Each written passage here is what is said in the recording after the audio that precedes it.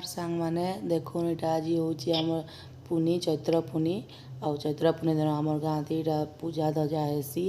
outta देवता हेसन आउ गाँ गाँ बुलसन सकालू पूजा पूजी है इटा गाँ तापर राति इटा बुलुछन आमर इनके 10:30 है इटा पहुँचीछन इटा देखुन गोड़ धोचु आम इटा दीप जाली करी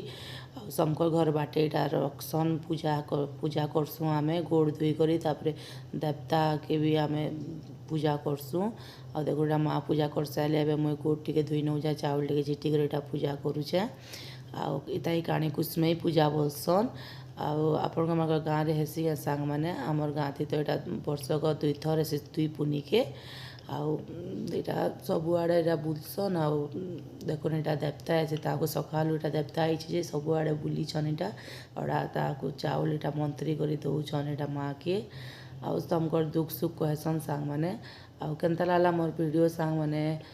लाइक एंड कमेंट करबे मिनी ब्लॉग